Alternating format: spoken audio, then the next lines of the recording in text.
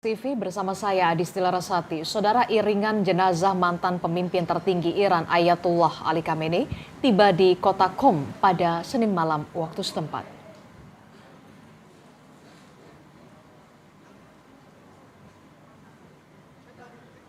Pelayat memadati sekitar Masjid Jamkaran untuk memberikan penghormatan terakhir pada mendiang Ayatullah Ali Khamenei.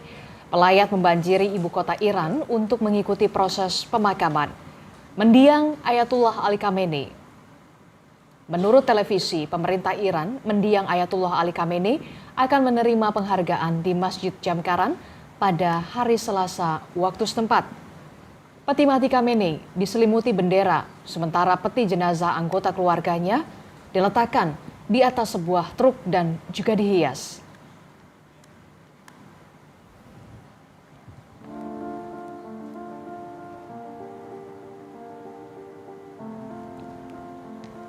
Sementara Menteri Luar Negeri Sugiono bersama dengan Ketua MPR RI dijadwalkan akan terbang langsung ke Teheran untuk menghadiri upacara pemakaman pemimpin tertinggi Iran Ayatullah Ali Khamenei. Menlu Sugiono menegaskan dirinya bersama dengan Ketua MPR Ahmad Muzani akan menjadi delegasi resmi pemerintah Indonesia dalam rangkaian prosesi pemakaman Ayatullah Ali Khamenei.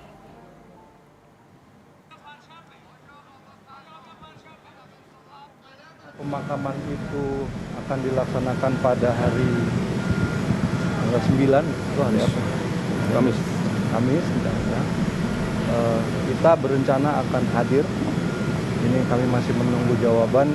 Rencananya akan berangkat Menteri Luar Negeri Republik Indonesia bersama dengan Ketua MPR RI.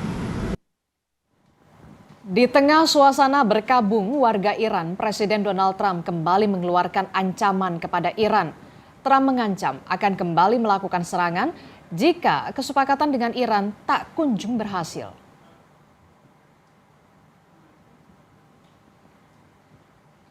Trump mengklaim Amerika Serikat akan menang dengan cara apapun dalam kesepakatan dengan Iran.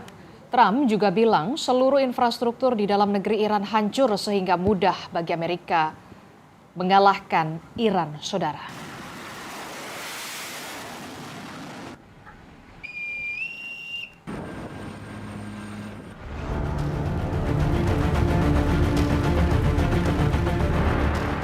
Presiden Amerika Serikat Donald Trump kembali melontarkan ancaman kepada Iran. Trump menyatakan Washington akan memiliki dua pilihan, yakni menang melalui tercapainya kesepakatan dengan Teheran atau menyelesaikannya lewat operasi militer. Pernyataan Trump diungkap usai sebelumnya memantik kemarahan Iran di tengah prosesi pemakaman pemimpin tertinggi Iran Ayatullah Ali Khamenei. Trump menyebut dirinya bisa saja menghabisi para pemimpin Iran yang masih tersisa dengan satu tembakan saat proses pemakaman Ali Khamenei. Look, we're going to win one way or the other. We're either going to make a deal or we're going to finish the job, okay? And it won't be tough to finish the job. We can knock down their bridges in 1 hour. We can knock out their energy supply, all of those big plants. But we can knock out their electricity and power generating plants in, I would say, a small part of an afternoon. Setelah Presiden Amerika Serikat Donald Trump memperingatkan bahwa Washington akan mencapai kesepakatan dengan Teheran. Al Jazeera melaporkan, Menteri Luar Negeri Iran Abbas Araghchi menegaskan negosiasi tentang kesepakatan akhir tidak akan dimulai jika ancaman berlanjut. Sementara itu warga Iran menyerukan balas dendam atas gugurnya Ayatullah Ali Khamenei. Merespon desakan itu, Garda Revolusi Iran berjanji akan memenuhinya.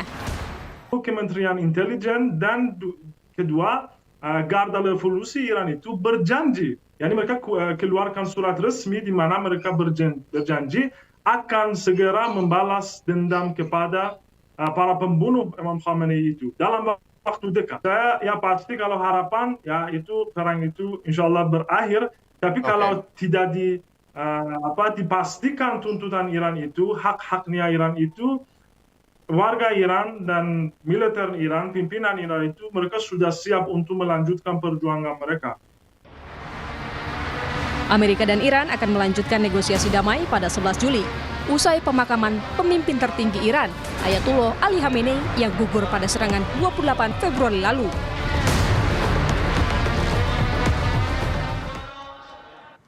Apakah Iran akan merespon 2 kali ancaman Trump sejak dimulainya rangkaian pemakaman pemimpin tertinggi Iran Ayatullah Ali Khamenei yang gugur dalam serangan Israel bersama dengan Amerika?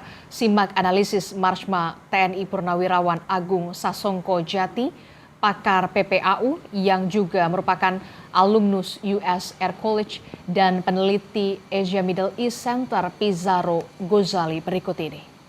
Ini akan sangat bergantung ya bagaimana kemudian Amerika dan Israel melihat gelombang jutaan orang yang turun gelanggang ya dalam menyambut pemakaman Ali Khamenei ini. Kalau kemudian ada ancaman pembunuhan, ada ancaman militer, apalagi sampai mengeksekusinya. Karena kita masih ingat ya, dulu saja Ismail Haniyeh itu kan dibunuh. Pemimpin Hamas itu di Teheran pasca menghadiri prosesi pelantikan Masoud Pezeshkian sebagai presiden Iran saat itu, akhirnya dieksekusi. Nah, kalau kemudian akhirnya ini ada eksekusi, ada upaya untuk melakukan kekacauan, saya kira IRGC udah bisa memantau. Apalagi IRGC kan udah mengatakan ya bahwa kami akan membalas setiap apapun upaya untuk mengacaukan prosesi pemakaman. Saya kira ucapan IRGC ini pasti kan dikatakan karena dia juga sudah memiliki informasi bahwa adanya upaya ancaman itu dilakukan oleh Israel ataupun false flag. Misalkan ISIS ya kan didorong ke situ untuk melakukan misalkan kekacauan di sana. Karena dulu di Irak pernah ISIS itu melakukan bom bunuh diri ya ataupun pengacauan ketika jemaah Syiah itu sedang berkumpul di Irak. Saya kira kalau ini terjadi maka akan terjadi eskalasi yang sangat besar. Oke, saya ingin ke Pak Agung bahwa Iran juga nampaknya masih memegang kendali atas Selat Hormuz, termasuk juga situasi di Bab el-Mandeb juga tengah memanas. Pak Agung, apakah Iran akan memanfaatkan situasi ini untuk membalas Trump? Ya, Trump ini kan dia tujuannya, jadi gini, kan sekarang jeda karena sedang ada pemakaman, jadi dibuat jeda seminggu atau 2 minggu. Dan jeda ini kan kosong, nggak ada beritanya, padahal Trump butuh berita atau informasi yang buat dia tetap ada di atas panggung media. Dan untuk itu dia mengatakan yang paling menarik sekarang memang adalah mengancam-ancam. Dan ancaman ini bukan sekedar ancaman biasa, karena di balik itu juga ada maksud-maksud untuk menyudutkan faksi elit IRGC, kemudian konsumsi politik dalam menjelang KTT NATO, ya dari banyak-banyak. Kemudian juga klaim kemenangan ini tujuannya untuk untuk memberikan tetap perasaan masih melakukan adidaya, karena kalau enggak nanti kan panggung ini dipenuhi dengan pemakaman menunjukkan jutaan orang, menunjukkan banyak orang datang, bahwa sebetulnya Iran itu sebaliknya dari yang dikatakan oleh Barat selama ini, negara yang terpencil, negara yang terisolasi, negara yang ini, dan ternyata begitu banyak yang meliput, dan itu tidak bisa dibiarkan, dan tidak ada cara lain Trump yang mengurus dirinya untuk mengganggu itu, sehingga dia tetap ada adidaya, dan juga tujuan lainnya ada dalam perundingan untuk menekan supaya nanti tetap mengikuti apa yang diinginkan oleh Amerika, bukan apa yang diinginkan oleh Iran dengan ancaman itu. Dan yang jelas, Iran sudah membalas dengan tetap melanjutkan perundingan, namun ingat hari ini mereka menyerang. Itulah jawabannya. Kenapa? Dengan menyerang kapal itu, mereka tidak menyerang langsung ke Amerika, jadi tidak alasan membalas, tapi juga membuat masalah dengan harga minyak yang langsung naik, dan beberapa hal menjadi kacau lagi. Jadi ramalan mengenai situasi sudah membaik ini menjadi terganggu. Itulah balasan Iran, bukan langsung menyerang Amerika, tapi menghantam satu kapal tanker di depan Oman ya. Ya. Baik, ya tentu juga provokasi Trump ini memang kerap kali memanaskan situasi, dan kita tahu juga pada 11 Juli nanti negosiasi antara Amerika Serikat dan Iran akan berlanjut. Apakah ini mempengaruhi provokasi Trump, apakah mempengaruhi dari negosiasi yang akan terjadi? Apakah Iran akan kembali walk out atau melakukan tindakan yang lebih keras mungkin, Pak Pizarro? Ya, sekarang problematikanya Iran itu dalam konteks negosiasi ya di Islamabad, Amerika itu lebih membutuhkan negosiasi dan diplomasi ketimbang Iran. Saya kira Iran akan memakai pola membuying time. Dia akan mengulur-ngulur waktu karena dia tahu semakin negosiasi ini panjang, maka Trump itu akan semakin terbentur dengan waktu. Apalagi menariknya sekarang di jelang pemilu selak yang akan dilakukan di November, itu politisi-politisi yang kontra Trump atau yang pro Palestina, pro perdamaian itu sudah menang tuh di primary Demokrat gitu. Dan ini juga menjadi sinyal bahwa pengaruh influence dari Israel atau narasi-narasi perang invasi ke Timur Tengah itu udah nggak lagi populer di Amerika Serikat seperti itu. Jadi saya kira Iran tidak akan begitu sangat terganggu. Bahkan kalau kita lihat dari kesepakatan di Swiss kan itu kan menarik ya. Walaupun terjadi deal, tapi kan diwarnai dengan aksi walkout dari Iran, tidak mau jabat tangan, tidak mau foto bersama. Saya kira Iran tidak mau didikte, dia datang untuk bernegosiasi, dia datang berdiplomasi, bukan untuk menyerah seperti itu. Dan tekanan-tekanan yang akan dilakukan oleh Trump kepada Iran menurut saya tidak akan mengubah tapal batas bagaimana diplomasi Trump. Diplomasi diplomasi Iran. Walaupun memang sekarang yang menarik ya, memang ada faksi-faksi ultra radikal di dalam internal Iran yang juga memang mengkritik faksi diplomatik yang dinilai terlalu lunak dalam memberikan syarat-syarat kepada Amerika Serikat. Misalkan, ini Surat Hormuz sudah dibuka, padahal dana belum cair nih, dana dari yang ditahan oleh Amerika Serikat. Kemudian Lebanon masih diserang oleh Israel, tetapi kita sudah melakukan MOU deal. Saya kira ini juga akan menjadi tekanan juga bagi para diplomat Iran, apalagi kalau kita lihat sekarang dalam pelayatan yang dilakukan jutaan orang itu Fahidi muncul gitu ya, kemudian tokoh RJC muncul. Ini menurut saya juga pesan bahwa tokoh-tokoh garis keras atau RJC yang ada di Iran itu sekarang solid untuk kemudian menyatukan bagaimana framework Iran ketika masuk ke meja perundingan, mereka tidak mau didikte oleh Amerika Serikat, mereka bersihkan kembali dan mereka tidak mau betul-betul diintervensi oleh Amerika Serikat. Oke, baik. Saya ingin ke Pak Agung bahwa saat ini memang dapat dikatakan masuk ke dalam fase gencatan senjata. Tapi pertanyaannya sejauh mana Iran dan juga Amerika Serikat ini mampu memulihkan kekuatan militer mereka? Pak Agung. Fase gencatan senjata ini sebenarnya adalah fase untuk istirahat sebentar. Tapi mereka tetap siap untuk melanjutkan perang dengan menyiapkan senjatanya. Tapi Iran lebih siap lagi karena dia meningkatkan jumlah rudal dan drone-nya.